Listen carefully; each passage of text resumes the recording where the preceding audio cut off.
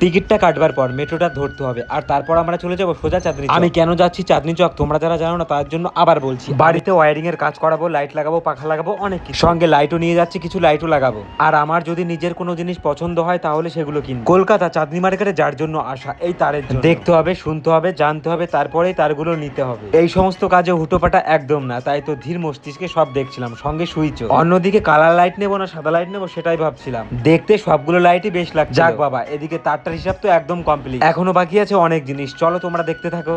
আমাদের এই দোকান থেকে ব্যাগটা গোছানো একদম কমপ্লিট। অলি গলি রাস্তা দিয়ে যেতে যেতে আমার দেখা এই গাছটা তোমাদেরকেও দেখাচ্ছি। কি দেখেছি, 2 লাইন এর বিষয়ে না বললেই নয়। যদি কখনো কাউকে ভালোবাসতে হয় তাহলে এই গাছটার মতন ভালোবাসা। এই পথের ধারে এই গাছটা কিন্তু আমাদের অনেক কিছু শিখিয়ে গেল আগলে রাখতে হয় কি করে, ভালোবাসতে হয় কি করে, সম্পর্কটা ঠিক এইভাবেই টিকিয়ে রাখতে হয়। তার কিছুক্ষণ পর আমরা চলে এলাম এই দোকানে পাখা নেবার জন্য।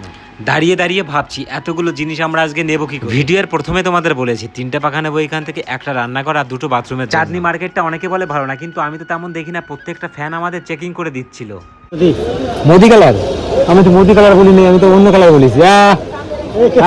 খুব ভালো একটা মনের মানুষ, খুব সুন্দর কথা বলে, খুব সুন্দর ব্যবহার। আমাদের শুধু একটা কথাই বলছিল, যদি নেক্সট টাইম আসা হয় তাহলে আমাদের দোকানে আবার। দোকানটার নাম হচ্ছে কেকে ইলেকট্রিক। সত্যি অসাধারণ ব্যবহার। সেম প্রসেসে পাখাটা ভরলো, অর্থাৎ প্রত্যেকটা পাখা কিন্তু আমাদের চেকিং করে দিচ্ছে। লোকের মুখে অনেক কিছু শুনেছি চাঁদনি চক মার্কেটে নাকি অনেক কিছু হয়, কিন্তু আমাদের সঙ্গে তেমন কিছু ঘটে। সত্যি বলতে কি আগের মতন আর নেই, নইলে পাখা থাকতো আমার হাতে। এত ব্যস্তর জন্য সুমিতকে আর সৌরভকে দেখাতে তোমাদের ভুলেই গেছি। দেখো আমার জন্য কত কষ্ট করছে। তোমরাই বলো, আমি যদি একা আসতাম তাহলে আমার একার দ্বারা কখনোই হতো এগুলো সব নেওয়া?